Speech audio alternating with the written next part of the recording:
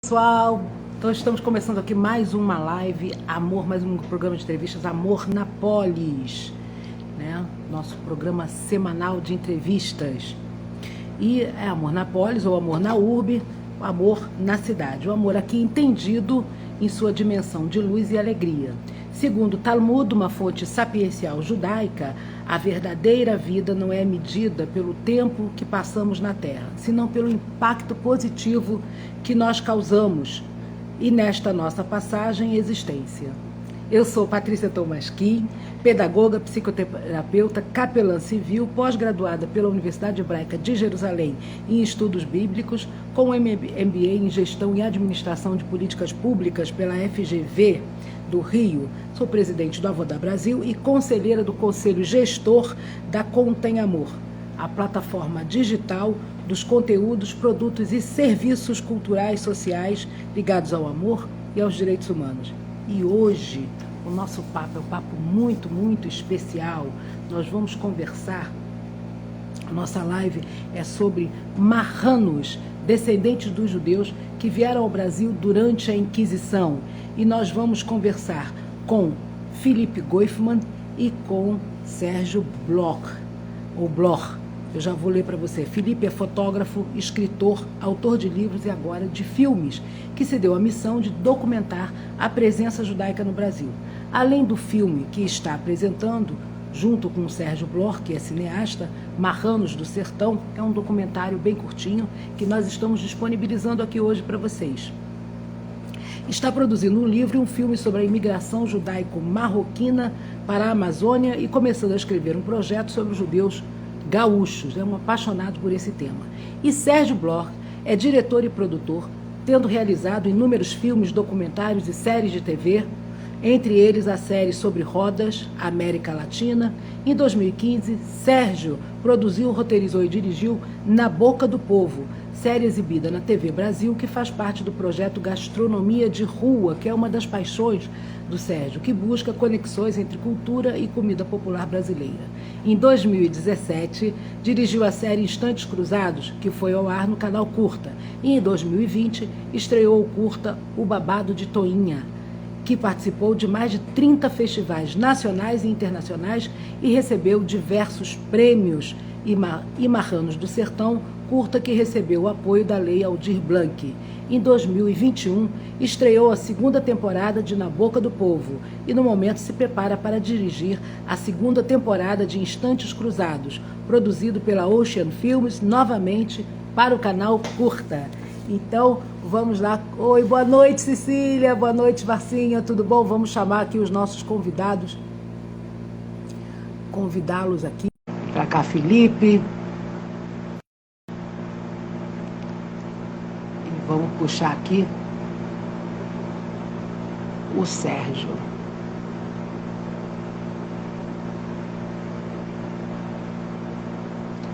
Pronto, convidados. Oi, eu estava aqui, a tela entrou na frente, tudo bom? Vamos aguardar aqui, ver se o Sérgio consegue entrar aí. Ele estava com uma certa dificuldade. Oi, olha só, eu vou cumprimentar uma pessoa, o apelido dele é Mamadeira, mas o nome dele é um nome bonito, Marcos Foia. Como vai? Tudo bem? Del Marteleiro, e aí, Felipe, boa noite, tudo bom, querido? Boa noite, Patrícia. Queria muito agradecer esse convite, estou muito feliz de estar aqui. Nós também felizes com vocês dois caras feras nessa área. Olha só, vamos tentar ver o que está acontecendo com o Sérgio. E, vamos ver. Ele ainda não entrou na live ainda, né? Vamos ver. Marcinha, Ralfa, tudo bem? Bem-vinda. Olha, a Márcia já viu o documentário e ela tem várias perguntas, tá? O Sérgio entrou. Ela tá na... Você entrou? Entrou. Oi, agora? Convidei. Vamos lá. Então, pessoal, vocês podem assistir o documentário aí no link que a gente vai deixar. Oi, querido, boa noite. Tudo bom, Sérgio? Tudo bem. Já li Tá me ouvindo aqui. bem? Tô te ouvindo bem, tô te ouvindo bem. Já li a Chiado forte. Tá chiado para você? Tá, mas tudo bem. Você tá com um certo delayzinho para mim. Só isso, mas eu te ouço bem. Oi, Marília. Márcia Alfim falando aqui, amores. Vocês têm aqui uma galera apaixonada aqui por vocês. Muito bem. Boa noite, seja muito bem-vindo. Eu já li aqui um pouco a mini bio de vocês. Vamos começar contigo, Felipe. Vou começar o nosso papo hoje à noite aqui com o Sérgio, tá bom? Claro. Então, olha só. Olá. Hã? Boa noite a todo mundo. Estão me ouvindo bem? Eu estou te ouvindo muito bem. Vocês estão me ouvindo bem? Muito bem. Eu estou ouvindo um chiado muito forte. Eu não sei de onde vem esse chiado, mas tudo bem. Eu estou ouvindo vocês. Você quer sair e entrar de novo? Pessoal, a Marília colocou o link aí agora, é o link do documentário. Melhorou. Melhorou? Ah, que bom. Não. É o link do documentário, tá? Se vocês quiserem, é só ver, ou então nas nossas redes sociais, no Facebook, depois vai estar no Instagram, e também no link, na plataforma, vocês encontram lá o link do documentário. Sérgio, vamos lá, vamos para uma conversa aqui. Como foi esse encontro seu? Tá. Se alguém podia tirar o microfone, só para te ver se o problema é do microfone, eu não sei, o chiado muito forte. Você quer tirar? Não, alguém tirar o... Felipe, você desliga um pouquinho esse microfone, deixa eu ver se da onde é. Se é daí ou essa é da... Eu tô te ouvindo super bem. Desculpa. Tô te ouvindo. Tá? Então, chiadaço aqui. Mas tudo bem, vocês estão me ouvindo bem, tá tudo bem. Agora, parou. Agora melhorou. Voltou? Voltou. É do meu. Mas, eu tirei enfim, o meu microfone, alguma coisa aí. Mas tá todo mundo ouvindo bem, tudo bem, né? Não tem problema, tô te ouvindo. Mas você vai ficar Perdão, ouvindo. pessoal. Você vai ficar ouvindo. Deixa eu ver se eu consigo um fonezinho de ouvido. Peraí. Você tá ouvindo, Felipe, esse barulho? Eu não, tá tudo tranquilo pra mim. Não? Tudo tranquilo. Entendi. Tá. Questões de lives. Esse formato não dá pra mostrar muito índio, né? Eu tenho que fazer assim. É um chiadaço. Oi? Tá chiado pra você também, Felipe? Não, pra mim não. Não, acho que só eu tô ouvindo isso. Se ninguém tá ouvindo isso, sou só eu. Não tô ouvindo, não. Vamos lá, eu vou desligar. Então vamos lá, perdão. Como é que você conheceu, como é que aconteceu essa parceria aí entre você e o Felipe? Como é que isso aconteceu? Conta um pouco pra gente. Maravilha. Bom, acho que vou contar um pouquinho do que aconteceu comigo. O Felipe tem o lado dele, mas foi muito curioso que a gente, na verdade, fez esse trabalho durante a pandemia e a gente não se conhecia antes disso. Eu fui fazer... Bom, esse tema dos marranos, dos judeus novos, sempre me interessou. Em 2002 eu estava fazendo um filme, inclusive com essa temática. Mas eu fiquei com ela parada e ano 2018 eu fui fazer uma série de televisão chamada Na Boca do Povo, sobre gastronomia de rua, um projeto que eu desenvolvo há muitos anos. E eu fui filmar em Recife 2 pessoas, uma que fazia um pão ralá, uma moça, Sara, né? E o Gershon, que fazia um vinho caché, vendiam na porta da sinagoga aí do Recife Antigo, né? Das coisas aí dos judeus. E aí eu descobri o livro do Felipe. Eu não conhecia. Na verdade, quando eu fui filmar eles, eu nem sabia que eles eram marcados. Achei que eram judeus, entre aspas, tradicionais, né, de origem familiar próxima.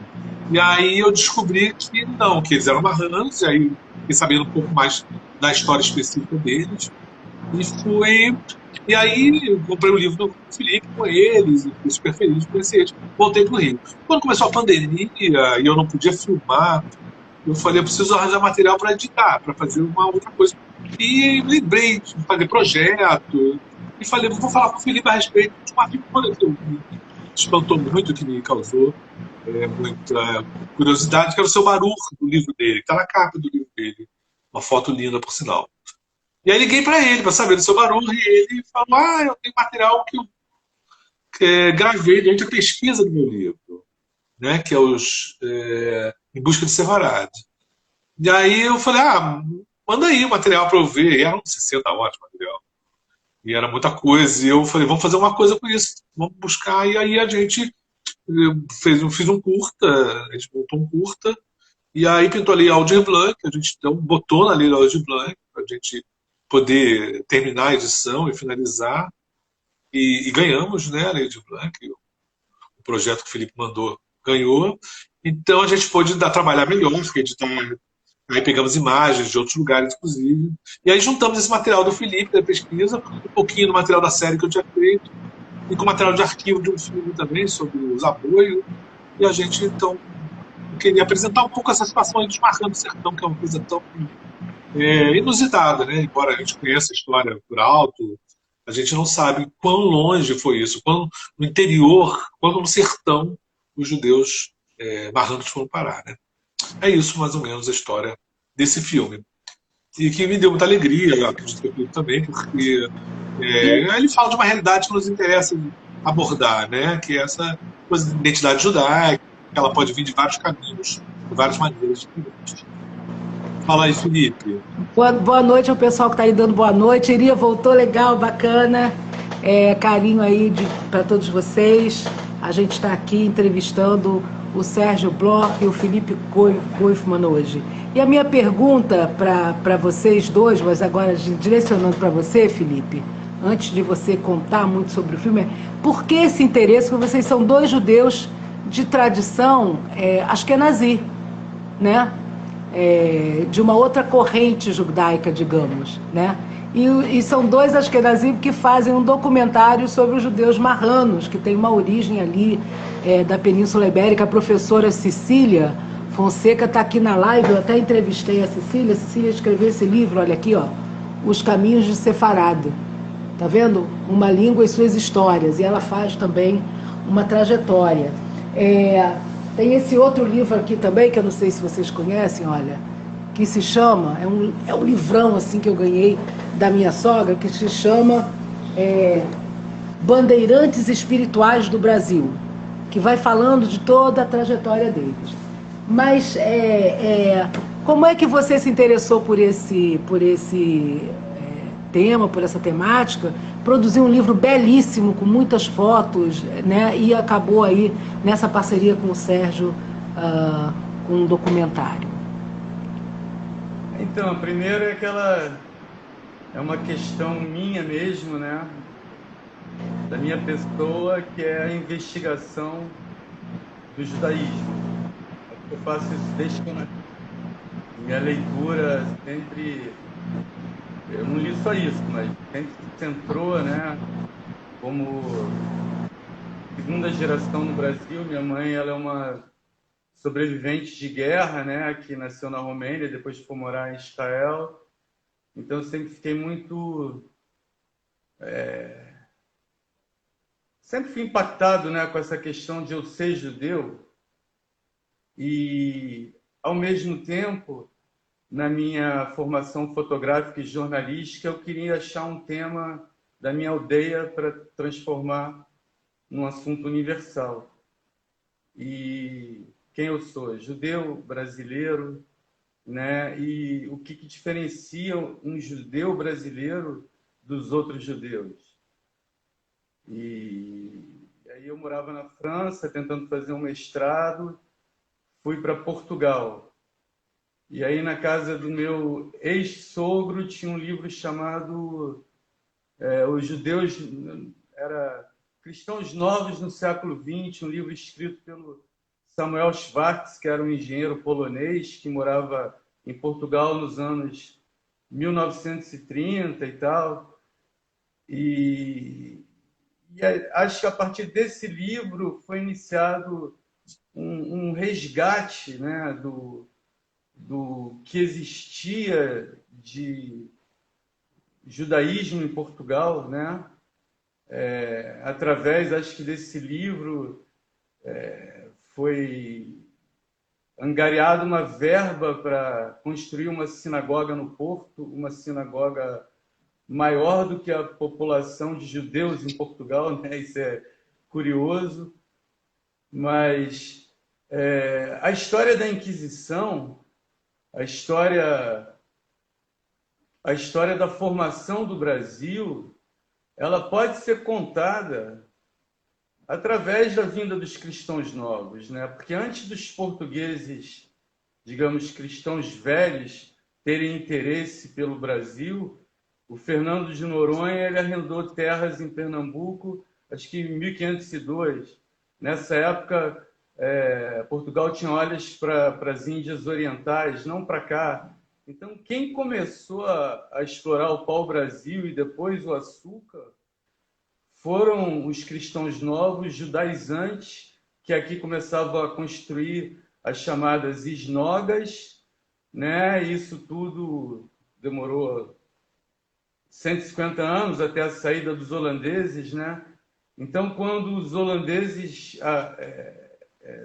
dominaram Recife, Pernambuco, pode-se dizer que, sei lá, o percentual, mas entre 30, 40, as estimativas são vagas, né? Mas da população branca de Recife era judia. Falhou o áudio? Opa, não, é porque eu tinha tirado para não ficar fazendo ruído lá pro Sérgio. Sérgio, tem aqui Kelly de Carvalho, Portugal, falando boa noite, Sérgio, satisfação em revê-lo. Tem o pessoal aqui mandando abraços para vocês, viu? Felipe, antes dos holandeses aconteceu muita coisa. Os holandeses são muito posteriores à vinda dos primeiros judeus portugueses para cá, né? Quer dizer, eles até vêm, mas vêm lá, que já é um judaísmo já expulso da Península Ibérica, que vai para a Holanda, né? Que é a turma lá da época do Spinoza. Mas assim, o judaísmo português, os judeus portugueses, eles primeiro sofrem vários massacres, né? Tem um massacre do Porto, que numa noite eles mataram, assassinaram 4.000 judeus, né? E depois teve outros massacres recorrentes, e aí teve um período também que os judeus portugueses foram proibidos de sair de Portugal, né? E só depois é que abre novamente. Então, mas a gente está falando de judeus, né? E você está trabalhando, é importante entender essa coisa tem judeu, tem cristão novo, e você mencionou também cristão novo judaizante. Olha, Marília Bosta dizendo assim, quem tiver interesse em assistir o documentário, basta ir na página do Felipe Goifman no YouTube, um filme muito bonito, além do link que a gente já deixou aqui, e ele fica aí nas nossas redes, né? Então, assim, em 1391 começa a perseguição aos judeus da Espanha, né? Portugal vai ser um pouco depois, quer dizer, eles escravizam os judeus lá, né? Vende os judeus como escravos, o Dom João II, e os judeus refugiados na Espanha que não pagaram taxa para a entrada em Portugal, 5.000 crianças judias são sequestradas e mandadas para a ilha de São Tomé, onde a maioria perece. Só assim, eu estou fazendo essa cronologia comparativa para a gente entender o peso da Europa para esses judeus, né? E por que essa busca por um outro mundo, ou um mundo novo, né? Em 1496, Dom Manuel casa com a filha de Portugal, casa com a filha dos reis Fernando e Isabel, que se recusa a morar num país onde há judeus ainda. E aí ele dá um prazo de 10 meses para que saiam todos os judeus do reino sob a pena de morte e confisco de bens. Depois, ele revoga o decreto de expulsão e batismo forçado dos judeus e, durante a Páscoa judaica, sequestram os filhos menores de 14 anos dos judeus e batizam à força. Muitos judeus escolhem o martírio e morrem santificando-se em nome de Deus. Não há mais judeus declarados em Portugal. Surgimento dos cristãos novos, marranos ou anocimo, judeus convertidos à força ao catolicismo. Para a gente entender a dimensão, porque ele fala assim, aí foi lá, não. Eram crianças, as crianças teve vários massacres, as crianças foram sequestradas, depois elas foram convertidas à força, né? E aí depois, quase 1500, 1499, tem uma lei proibindo os marranos de sair de Portugal, né? E aí, só em 1500, Pedro Álvares Cabral chega aqui com a caravela dele, né? E na tripulação tá o primeiro judeu que pisou no Brasil, que é Gaspar de Lemos, da Gama, perito em navegação e conselheiro de Pedro Álvares Cabral. Bom, a gente pode ficar aí, mas eu estou falando essa cronologia para te fazer uma provocação, Felipe, porque você não vai pelo caminho histórico, não é um documentário que vocês fizeram, vocês dois, né? Não fizeram um documentário que vai por um caminho histórico, é um documentário que conta os personagens, né?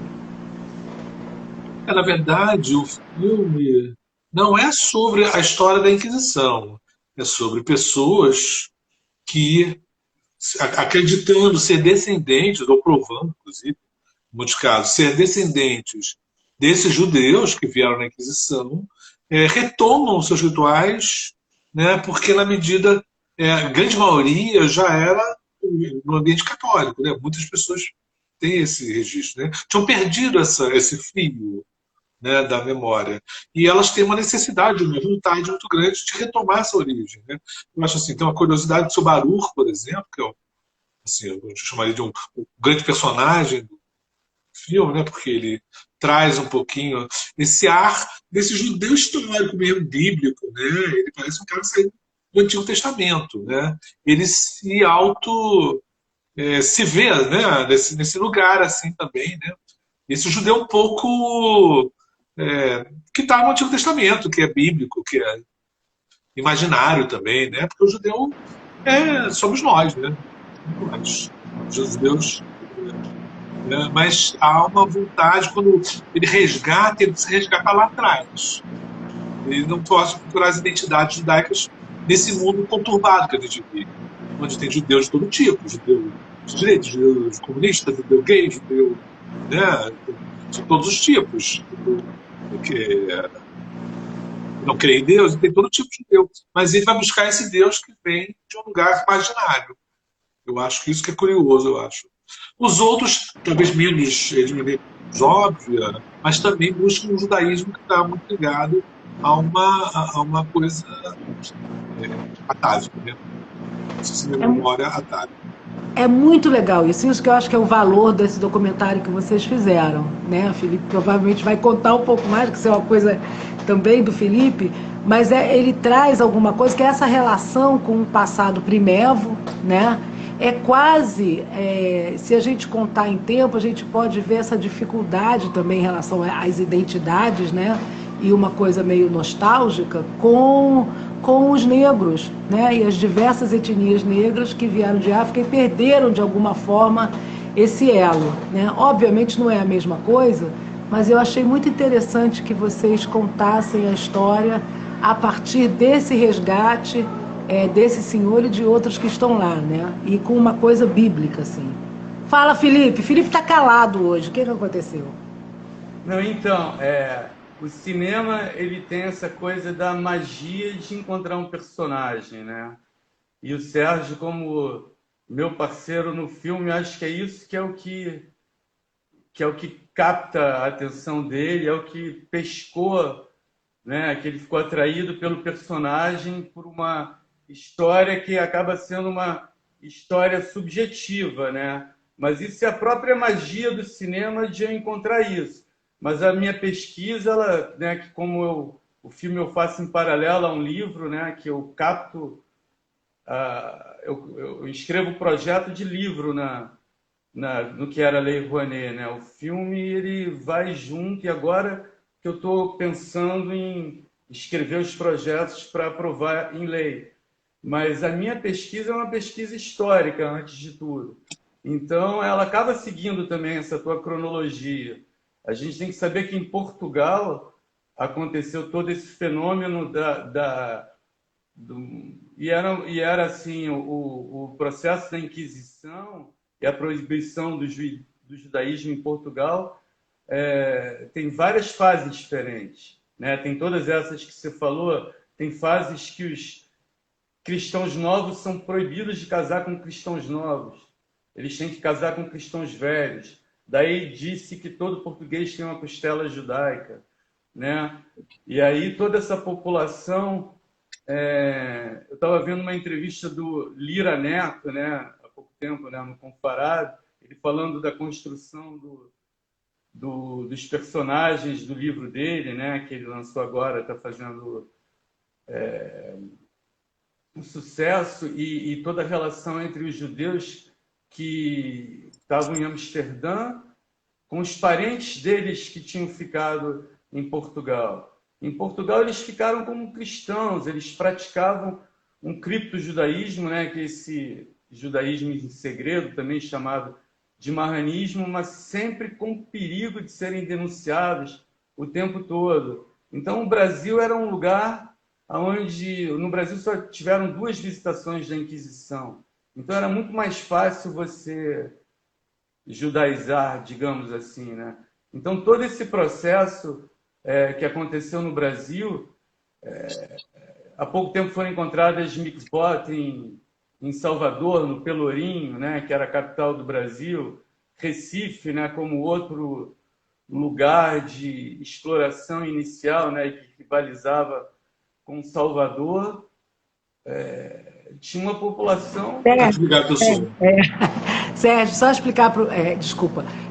Felipe, só explicar para quem está ouvindo a gente, assistindo a gente, que mikvot, mikvah são piscinas de banho ritual, né, judaicas, né? É um mandamento, né, que os judeus conservadores e as judias conservadoras fazem, que é esse banho obrigatório, um banho ritual com águas, e ela tem uma construção própria, né, que tem que ter água corrente, não pode ser uma piscina com água fechada. Então, por isso que eles estão descobrindo que era o que chama mikvah, ou mikvot, né, um espaço de banho, um banho ritual judaico.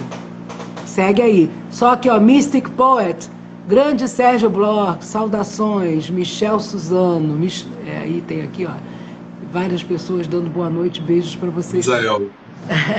Vai, segue aí. Só queria fazer uma parte, porque o público nem sempre entende as palavras. Claro. Então, essa história do seu Barur, né, de todos esses nenos sim, a gente tem que pensar que grande parte da população branca, né, de Recife era judia, tanto formada pelos cristãos novos que já estavam lá há um tempo, que construíram os engenhos. Aí tem uma história muito famosa da Branca Dias, que criou a primeira escola feminina, já que ela tinha 6 filhas, ou acho que o número desse, dentro do engenho dela, que tinha uma esnoga escondida, e o marido dela, e tem mil historietas, né? Mas aí, historietas não, né? Desculpa, parece que eu estou aqui, é pejorativo, grandes histórias. Mas quando os holandeses saem do Brasil e os judeus também deixam Recife, você pode contar também muito a história dos países das Américas através da presença de cemitérios sefaraditas com nomes portugueses. Eles se espalham a cultura de açúcar, né, através das Américas até chegar em Curaçao, que depois da decadência, né, da decadência, né, os judeus vão morar em Curaçao e já viram um grande centro de produção de açúcar. No Marrocos também foi um grande centro de produção de açúcar, ou seja, onde tem os judeus portugueses, que tem essa ligação com a Companhia das Índias Ocidentais, tem essa produção de açúcar, né, que era a maior commodity da época, né? E uma boa parte desses judeus que não chegaram em Nova York, não voltaram para Amsterdã, não se espalharam pelas Américas, eles vão para o sertão. Eles adentram o Brasil, chegam até Minas Gerais também, porque Pernambuco e até Minas Gerais, logo depois do ciclo do açúcar, são descobertas as primeiras minas de ouro. Aí tem esse processo dos bandeirantes que você mencionou. Alguns desses judeus, né, agora que eu estou fazendo o trabalho na Amazônia, chegam em Cametá, e tem essa presença de cristãos novos no Pará também. Eles se espalham para todos os lugares, né? A gente tem que pensar que Pernambuco... Só assim para gente não não voar muito assim, do filme, assim, para você falar mais do filme e do sertão, do Seridó, né, dessa região, e do documentário, assim, o que que fica desse documentário, o que que ficou para vocês, né, ao fazer esse documentário, enfim, encontrar aquelas pessoas, que é muito tocante essa busca, né, que o Sérgio traz, né, que ele vai fazer uma conexão lá com uma coisa bíblica lá atrás, e aí produz vinho, segundo o ritual judaico, né, segundo o ritual kasher, na porta de uma sinagoga, né, numa rua que foi totalmente tomada pela Igreja Católica, né, que chamava Rua Bom Jesus, e que aí foi resgatada como Rua dos Judeus, que era o nome dela. Nós entrevistamos aqui o Ricardo Piquet, que na época era secretário de obras lá de Recife, foi a pessoa que devolveu isso, né, em grande gratidão a ele, que não é judeu, mas fez questão de fazer esse resgate, né. Como é que vocês se sentiram, assim, filmando isso e vendo um judeu e um judaísmo tão diferente? Na verdade, assim, como eu te falei, eu peguei material do Felipe, trouxe dois personagens que estavam no material dele, que coincidentemente eu também filmei e juntei. Na verdade, a minha grande surpresa foi ao ver o material do Felipe, porque eu não filmei essa parte das sinagogas, mas achei super surpreendente, né? Você vê pessoas com esse nível de vontade de se tornar parte de uma comunidade. Mas isso eu acho um processo, como eu falei, acho de identidade que está muito ligado. Você falou dos negros. Os negros, em nenhum momento, eles podem negar que são negros, ou eles não podem esconder isso, né? Eles perderam muitas vezes perderam os seus laços com a origem, culturais, religiosos, mas de certa maneira também contigo muito, você tem muito isso, né? Mas eu vejo mais ligado até ao questão dos evangélicos ainda, porque eu acho que esses judeus que buscam essa origem têm um pouco o mesmo espírito ou a mesma iniciativa que tem as pessoas que buscam no Evangelho um pouco essa coisa desse passado, né, de um lugar melhor. O passado é melhor sempre, né?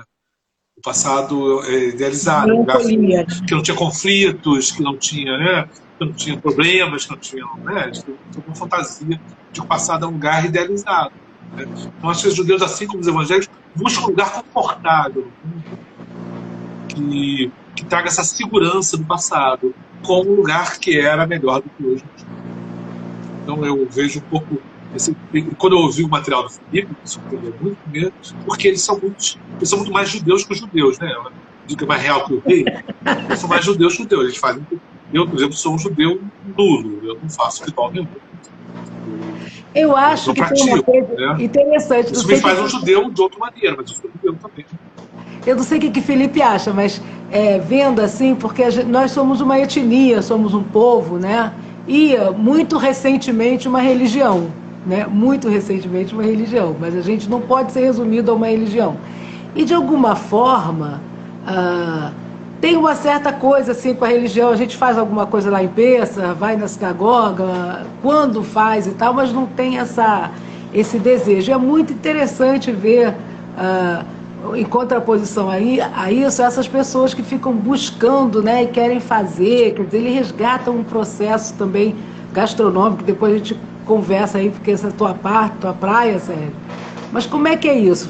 Felipe, você estava lá filmando e você entrou em contato com essas pessoas, e aí como é que... Então, eu achei incrível, né? Fez questionar toda essa noção de identidade, né? O que é identidade? O que é o judaísmo, né? Porque é lógico que eles podem ter partido do serem evangélicos antes, se questionarem Jesus como Messias e voltarem para o Velho Testamento, etc. e tal. Mas o fato é que eles têm uma prática judaica que não existe numa grande cidade, que é pura, que é como tem que ser feita. Eles conseguiram construir aquela noção de família, de Keilah, de comunidade, de mishpachá, Então eles se aglomeraram em função de, essa palavra não pode, né, aglomerar, mas assim, se juntaram em função de dessa identidade judaica, e além de fazerem todos os rituais judaicos, as festas, né, o Shabat, de colocarem tefilim no sertão e falarem o Shema Israel, e das coisas litúrgicas, né, que, como o Sérgio falou, a gente está muito longe disso. Eles no Shabat eles ficam discutindo Maimônides. O Ramban tem um lado intelectual de pesquisa, parece uma yeshivá, só que não tem uma liderança, é uma coisa comum, né? Sefaradi, né? Sefaradi, né? Eles se juntam e vão estudar, eles se sentem, sabe? É incrível. Assim, é uma experiência para mim, foi como ir lá para Israel, ser convidado no Shabat para um jantar depois do Shabat na casa de um ortodoxo ou de uma, não sei, é uma coisa muito particular. Agora, é um judaísmo muito profundo, dos mais profundos que eu já vi na minha vida, como filosofia, como religião, como encontro, como prática. Quem que sai no Shabat e vai para uma casa, passa e reza de noite, eles acampam, não é acampar no Shabat, mas dormem todos juntos às vezes, né? Tem pequenas comunidades, né? Em Belo Jardim, Campina Grande, Caruaru. Mas é importante, Felipe, também a gente saber que tem um grupo de Bnei Anusim muito organizado no Brasil todo. Aqui no Rio também. Inclusive, eles têm sinagoga em Petrópolis, eles estão construindo uma sinagoga aqui na zona norte do Rio. Tem um grupo do Sul que tem um canal de TV, de televisão. Então, eles não são esse judaísmo, quer dizer, esse que você filmou lá no sertão, ele tem essas características, mas eles estão muito organizados e a gente precisa ser justo e falar das dificuldades que a comunidade judaica estabelecida, que a gente chamaria de establishment, teve para absorver essa demanda que parecia muito estranha, né? E efetivamente, do ponto de vista da lei judaica, eles também não sabiam resolver, né? Porque como é que você volta, como é que você resgata um judaísmo de 500 anos atrás? E tinham questões, eu lembro que a gente fez uma comissão na Fies para debater isso, e uma das questões era para os rabinos, né? Você não tem como voltar a algo de que aconteceu há mais de 500 anos. Lá, 600 anos. Então você tem que reentrar no judaísmo, quer dizer, você tem que se converter. É curioso que 500 anos é muito pouco pensando no judaísmo, né? Voltar 500 anos atrás é pouco, a gente está falando de um povo que quase 1000 anos, né? Exatamente. Não é tanto voltar mas a eles 500 anos, não seria um problema. É um problema técnico, parece, né? Quando eu comecei a pesquisar essa questão, até eu falo. Não, é só finalizando. Até o Michael que falou aí. Ele falou que sim, lembranças de documentário que você começou a filmar em Suzano. Mas só finalizando isso que eu estava falando. Pois é, o Michael, que é uma pessoa que eu conheci em 2001, no Rio de Janeiro, que isso que a gente eu em 2001, aqui na Esterita Lins, perto de onde eu moro hoje, tinha uma sinagoga eu não chamaria de Bnei Anusim, na época eu não sei se chamava essa palavra, porque eles não reivindicavam a sua origem descendente da Inquisição. Por exemplo, o Misael, que está falando desse documentário aí, ele teve um sonho. Ele sonhou um dia uma língua uma música, uma língua que ele não conhecia. Quando ele acordou, ele foi pesquisar e ele disse que é uma coisa em hebraico. Então, é uma conexão espiritual, vamos chamar assim, transcendental. Alma, né? Tinha um rapaz que era o rabino dessa sinagoga aqui, 2001, que era o Mário Meir. O nome dele era Mário Meira. E ele fez uma sinagoga aqui. Então, essa necessidade também de ser reconhecido é um problema, porque, evidentemente, que o estabelecimento não vai reconhecer, ou não está interessado em reconhecer porque isso diverge um pouco da visão, né? O religioso Israel usa aquela roupa russa do século polonês, do século XVIII, né? Aquele chapéu que é um Existem ninho. estereótipos de quem é judeu, né? Eles são os verdadeiros judeus. Nós não somos verdadeiros judeus. Porque a gente não cumpre todas aquelas mitzvot, faz tudo aquela... Então, quem é, né? Eu acho que, assim, para mim, enquanto judeu, eu acho assim, é verdadeiro do jeito que você tem uma verdade na sua busca e na sua cultura, né? E a gente pode se identificar, por exemplo, tem muitos judeus até no espiritismo, no candomblé, eles não deixam de ser judeus, eles podem abraçar outra prática religiosa, né? Então, acho que isso são questões que fica difícil de julgar o que é. Esses são judeus, esses não são judeus. É evidente que se você vai buscar uma oficial, você vai dedicar esse problema. Desculpa. Caiu ali, começou a tocar um telefone. É por aí. Só que eles descobrem, então, a importância, que eu acho que foi a grande sacação, e que eu acho que no filme vocês, né, e o Felipe filmou esse momento. Eles descobrem que nessa busca, eles descobrem que o judaísmo é coletivo, né? Então, assim, que você, para ser judeu, não basta que você se sinta judeu, você tem que ter uma pertença num coletivo, qualquer que seja, mas é um coletivo que se autodenomine judeu. E eles fizeram isso, quer dizer, eles criam uma comunidade, né? Criam um coletivo judaico. E isso que também é muito bacana nesse documentário de vocês, porque isso está lá, não está dito, mas está lá. Então você vê que eles fazem esse movimento e lá pelas tantas eles entenderam que o establishment judaico não ia, do Brasil, não ia nunca aceitar e tal. Eu acho até que não, que vai, né? Mas... E começaram entenderam essa coisa da importância da conversão e começaram a resolver isso com os rabinos americanos, né? Com os rabinos dos Estados Unidos, sefaradim, né? Acho que é Rabino Pinto, alguma coisa assim. Então, muito bacana isso que você foi buscar lá, Felipe. E tem uma coisa meio do Bourdieu, assim, que fala dessa nostalgia, dessa conexão, né? Daquilo que é sentido, né? A tua alma é sefaradinha, Felipe? Oi? A tua alma é sefaradinha? Talvez, né? Eu fui aceito aí, já fui convertido aí no último confarado, né? O Samuel Benoliel me deu essa honra. Mas é muito interessante a gente saber que a gente pode procurar o Brasil profundo, até o Brasil profundo, o Brasil caboclo, através do judaísmo.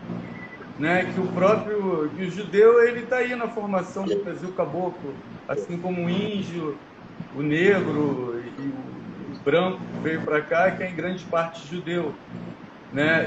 E aquela questão, né, também para te provocar, né, como você fala, enquanto estava acontecendo o êxodo dos holandeses e todo aquele rebuliço lá em Recife, estava começando Palmares, que é do lado, né? Palmares, na época, era Alagoas, que fazia parte de Pernambuco. Então, tudo que acontecia lá, até os capitães hereditários, esse Duarte Pereira Coelho, que foi o primeiro capitão hereditário de Pernambuco, ele também tinha origem cristã nova. Então, assim, a gente pega assim, um país que tinha estimados 1 milhão de habitantes, Portugal, onde 200 mil desses 1 milhão eram os judeus que vieram da Espanha, se instalaram, somados aos judeus portugueses que já estavam lá. E aí depois com essa obrigação de casamento cristão novo, cristão velho. Então quanto tem de componente judeu em cada português? Cara, a gente teve uma escola de samba em 2017, a Portela, que cantou essa saga dos judeus holandeses vindo para o Brasil, né? Eu fiquei impressionada com isso. Falei, cara, como é que a Portela resolve contar uma história dessa, né?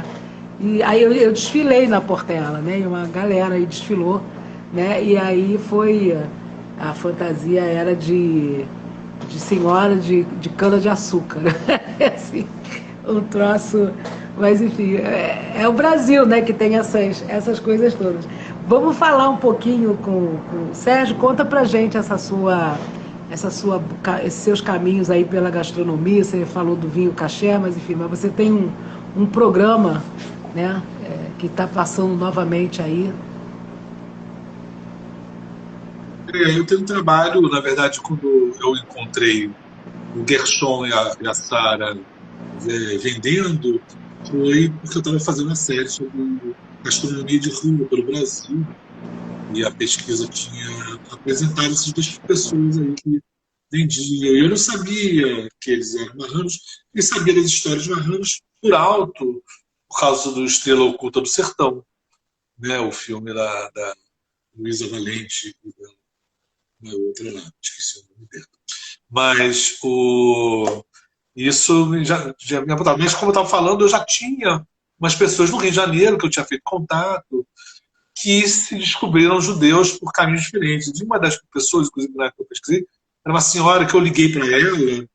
Eu tinha uma história de que ela descobriu, ela era muito católica, os filhos tinham casado todos na igreja, e ela veio para o Rio para cuidar de um filho dela que tinha um problema específico. O médico que ela encontrou era no Rio de Janeiro, ela era de Manaus. E ela foi convidada por uma vizinha judia para ir na área. E quando ela viu lá a reza do Shabat, ela falou: minha avó fazia isso no armário. Então ela entrou em crise. Ela tinha um nome, acho que era Serruia, que é até meio judaico, né, que as pessoas reconhecem, mas ela não sabia da sua origem. Isso foi em, sei lá, 2000, 2001. Então a gente vê que existem pelo Brasil inteiro, e acho que o Felipe tem essa busca que é muito curiosa, né, de buscar isso. Bom, só para não fechar o assunto do gastronomia de rua, porque ele rende muito, quem quiser conhecer o trabalho, tem lá os Judeus Anunciem, né, em Recife, que é agastronomiaderua.com, que é um site que eu tenho. Lá tem Recife e pode ver lá o pão e o queijo, e o pão e o vinho dos Bnei Anunciem, né, que está lá na minha série. Não te ouvi agora, você fechou o teu som. Eles faziam ralá e vinho caché. Isso, o Gershon aprendeu com o seu Baruch. A primeira vez que eu ouvi falar sobre o Baruch foi através do Gershon, que é o que está lá no filme, né? Que ele está fazendo o vinho. E ele que me falou: eu aprendi com o seu Baruch, que fica lá em Belo Horizonte, esse nome ficou na cabeça, seu Baruch, faz um vinho. Quando eu cheguei no fim, depois de um tempo, eu liguei para o Felipe: vi teu livro, gostou muito. Mas eu acho muitas curiosidades essa coisa do judaísmo, né, no Brasil. Tem até uma tese de que os índios brasileiros seriam uma tribo perdida de Israel. Seria a famosa tribo perdida, seriam os índios brasileiros. Né? O Felipe conhece essa história também. Eu já ouvi essa história muitos anos atrás, pela Kátia Mezel, que é uma cineasta recente. Mas ela tem, pesquisou nos... mas tem essa coisa. Eu fui numa escola pública. Eu vou até, eu acho que vou pegar para vocês. Espera aí.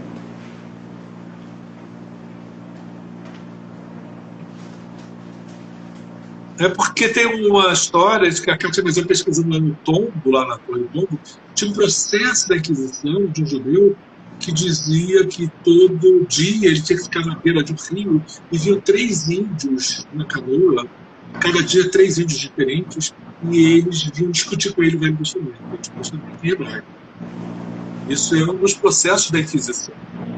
Então tem essa curiosidade de histórias ligadas. Provavelmente ele estava tentando fugir da fogueira, né? Ele estava inventando história para poder se livrar do castigo da Inquisição. Olha aqui, isso aqui, ó, eu ia às escolas públicas fazer algumas palestras quando eles me convidavam para falar sobre essa questão do interreligioso, judaísmo e tal. E aí cheguei numa escola e o encontro foi com a professora de arte. Está vendo isso aqui? Ela estava fazendo com os alunos uma reprodução dos símbolos de algumas aldeias, na época chamavam tribos indígenas. Isso aqui foi no Ginásio Experimental Carioca Anísio Teixeira, arte visual, com a professora Janaína, turmas do 7º e 9º anos, né? Experimentar forma e cor no espaço. E essa professora disse que tinham algumas, de pesquisa, meus historiadores, algumas etnias indígenas que eram judeus, né? E que eles tinham símbolos judaicos, como esse aqui. Eu fiquei impressionada, eu nunca tinha ouvido aquilo. E ela foi me mostrando... eu já vi essa história. Inclusive o Lampião também usava, né, uma estrela de 6 pontos. tem muitos símbolos no Nordeste. O Gonzagão conta, né, É, que ele ouvia muita música árabe, que eles chamavam de árabe judaica, né? Na própria Asa Branca, o Bezerra, o doutor Bezerra, que é um músico de João Pessoa, ele foi para Israel pesquisar as origens do baiano no judaísmo. Que Humberto Teixeira era judeu. E fez a Asa Branca, quando eu vi ainda mais ladino, árabe, do é, que a música do Mozagão. Né? Então dizem que tem muito, enfim. O Nordeste realmente é banhado de cultura judaica. O próprio Maguen Davi, né? É banhado porque cai pouca água, né? Mas está muito ali. Agora, a gente fica brincando de achar os vestígios, né? A gente fica, olha aqui, a gente fica numa. Né? Como se isso fosse importante. Lógico que é importante, porque isso dá uma credibilidade. Mas não é por aí que a gente vai Mas desvendar. impressionante, se depara com essas realidades, né? De repente você encontra com ela, né? É uma coisa. O Reginaldo não fala uma coisa que eu gosto muito do filme. Ele fala assim: alguém perguntou para mim por que eu quero ser judeu. Eu não quero ser judeu, eu sou judeu. Ele não é alguém que está pretensamente tentando ser uma coisa, ele se sente profundamente e sinceramente judeu. Isso, enfim, é evidente que eu não sou uma pessoa que tem capacidade para fazer um julgamento nesse sentido religioso, mas para mim basta. Ele quer ser judeu, ele é um judeu.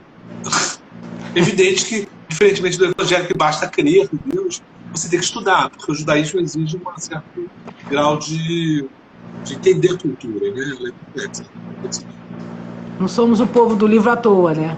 Felipe, você olha aqui, eu tinha esquecido dessa coisa quando o Sérgio falou, eu lembrei e fui lá pegar, porque eu guardei, eu achei esse troço tão interessante. Você que está andando lá pelas bandas do Amazonas, você já encontrou aí a aldeia, alguma coisa que seja diferente disso que você encontrou no sertão, encontrou no Nordeste? Bem, a gente, né, no Nordeste a gente está falando de presença que começou no Brasil colonial.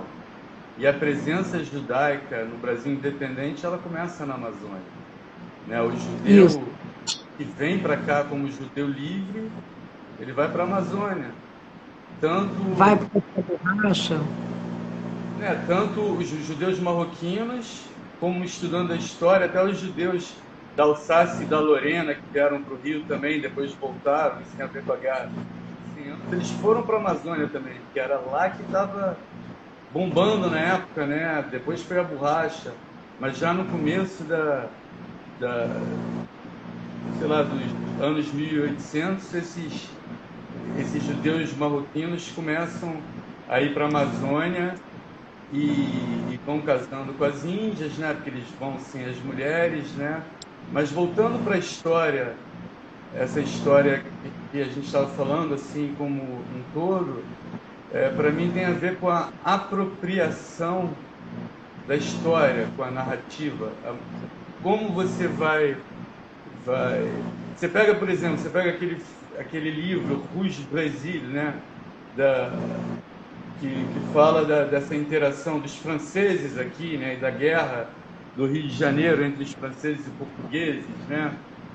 E como que os franceses eles se apropriam da própria história, da pequena presença que eles tiveram no Brasil, e como que os judeus que já estão aqui desde Cabral, né, eles se misturam muito pouco, né, com essa história cabocla, e a coisa passa pela Amazônia, nesse sentido de você se apropriar dessa história da formação econômica da região, por exemplo, porque até os judeus amazônidas eles estão lá há 200 anos sem interrupção. Então esse judaísmo que existiu forte no Nordeste até o fim da presença dos holandeses, ele é interrompido durante um tempo. Essa história que a gente conta no recorte do filme, depois que os holandeses vão embora, isso aqui a gente tem muito pouca coisa. Depois teve a Corrida do Ouro, aí você vai buscar esses registros na presença em Minas Gerais, que tem histórias interessantes, como a dos gaveteiros, né, que é uma gaveta que os judeus tinham para guardar comida kasher, né, e quando vinha o vizinho, né, porque o Brasil, eu acho que esse nosso país, esse país confuso e polarizado, e hoje se explodiu, né, acabou o carnaval e veio a polarização, e a gente mostrou esse fascismo incrustado, né, no Brasil, que a gente nem sabia que tinha, mas é um país que foi formado a partir da delação, uma delação premiada mesmo, de quem guardava ouro e tal. Então, tudo como entra, né, o criptojudaísmo nisso, e aí eu já estou falando de 1700, então 1700 e pouco vai até 1800. Agora, como que tem esse criptojudaísmo quase 300 anos depois da instauração da Inquisição?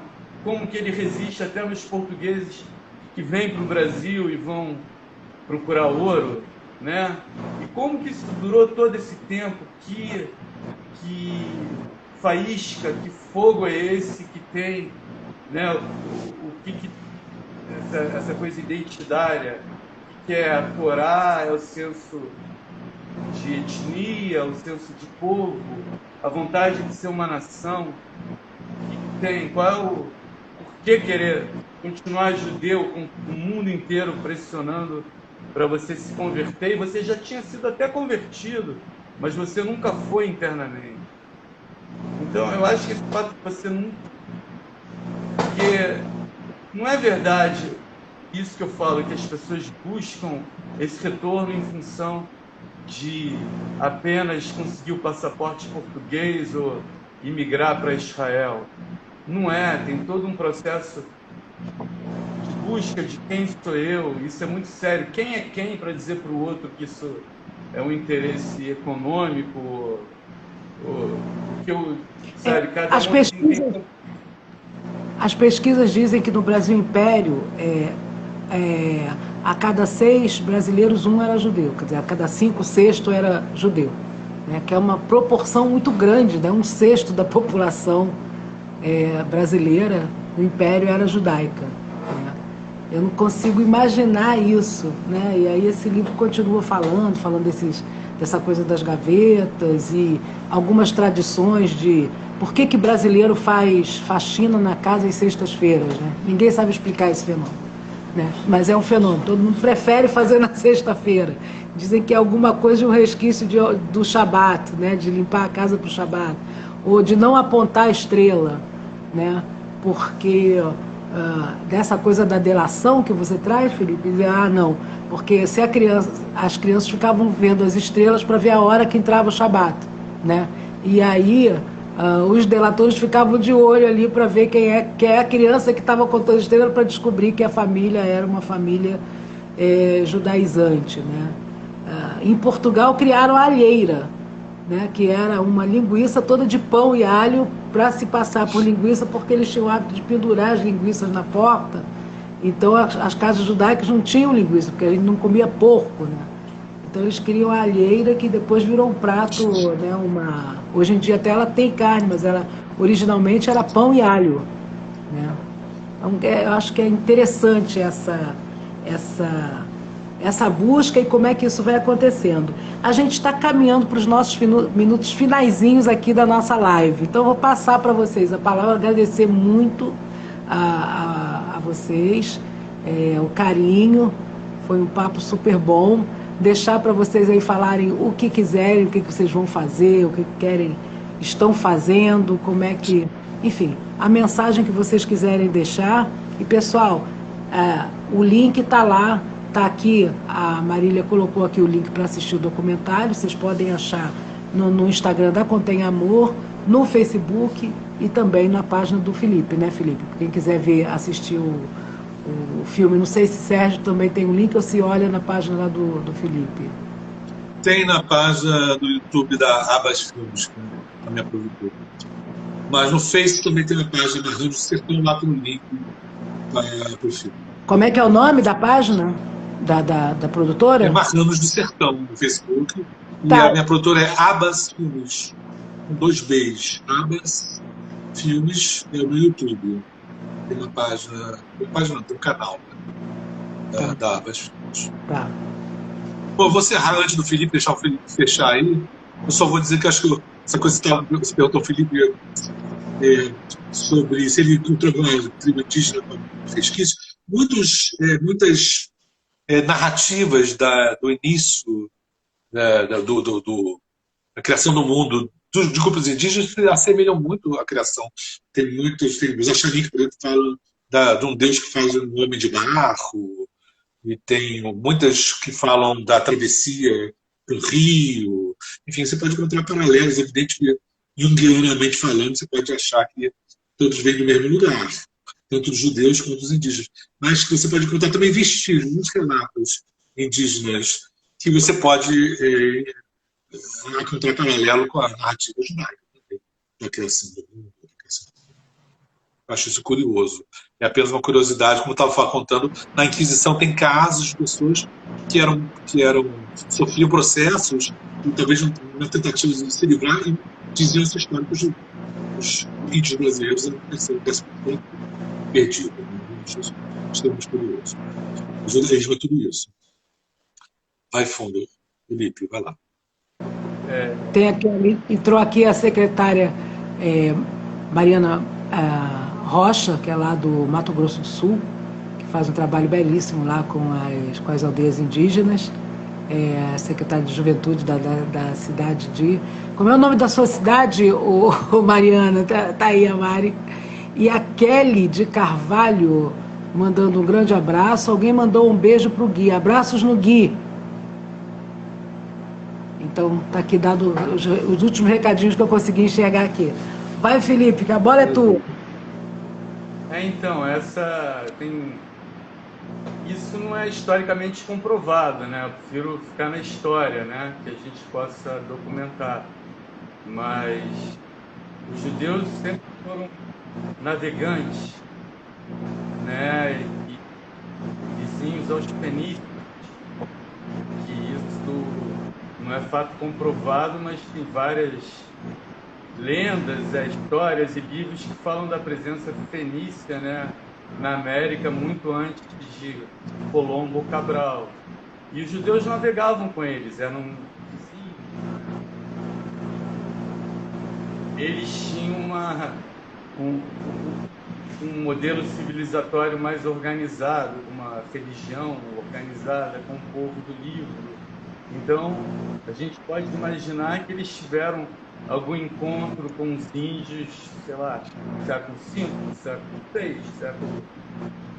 Não tem os documentos, mas é muito provável, né? Agora, eu vi há pouco tempo um documentário até de um historiador que vai resgatar as tribos judaicas, né? E não tem na Amazônia. Isso não tem? Chegando na rota da seda, né? Na China, né? Vai para aquele lado, né? Para aquela região. Não vai para... Então tá na tua mão, você que vai ter que contar essa história pra gente. Queridos, o pessoal tá aqui, olha, dando parabéns. Maravilha. Muito papo, parabéns pela conversa, muito interessante. Noemi Kaplan, que curtiu o papo, enfim, várias pessoas aí dando. Entende? Então, muito obrigada. Essa conversa fica gravada aqui no nosso Instagram, no Facebook, depois ela vai para o nosso YouTube, o YouTube da Contém Amor. E semana que vem, então, queria agradecer muitíssimo a vocês. Obrigada, Sérgio, obrigada, Felipe. Parabéns aí pelo trabalho. Obrigado a você. E acho muito legal que você tenha conseguido a Lei Aldir Blanc para financiar, né, para patrocinar um filme dessa qualidade com essa temática, né? Agora, semana que vem, pessoal, eu entrevisto aqui a Clara antes. Falar isso. O quê? Não, que eu queria falar da sorte de ter encontrado o Sérgio, um mestre desses que condensam um aprendizado de cinema em alguma história. Maravilha. Também fiquei feliz com isso. Sérgio, nem te falei, eu acho que nossos filhos estudaram juntos no SEAT, os meus filhos mais velhos. Eles são da mesma é época. possível. É daí que a gente se conhecia. Gente, muito obrigada. Semana que vem eu entrevisto aqui a Clara Levin, antes de 73 anos, ela é judia, nasceu na Bolívia, filha de judeus poloneses, sobrevivente da Segunda Guerra Mundial, e aí ela se forma em arquitetura pela USP, vem para o Brasil e ela participa da construção do Partido dos Trabalhadores. Foi deputada, líder da bancada no PT, ia na Constituinte do Estado de São Paulo, integrou a Comissão Executiva Nacional do PT, ia de 1991 a 2016, assessorou Lula no PT nacional, nas campanhas eleitorais, nas caravanas da cidadania, nas políticas públicas como o Projeto Moradia e Fome Zero, e na presidência da República do Brasil. E atualmente ela é na diretoria do Instituto Lula, de cujo conselho ela participa até hoje. Então, o papo semana que vem vai ser com essa judia, brava judia brasileira maravilhosa, nascida na Bolívia, filha de poloneses, e que foi aí uma das fundadoras do PT. Então, quinta-feira que vem, esse vai ser o papo. Muito obrigada, gente. Obrigadão, Sérgio. Obrigada, Felipe. Parabéns novamente. Obrigado a você, Patrícia. Tchau. Tchau. Boa noite, pessoal. Obrigada pela presença.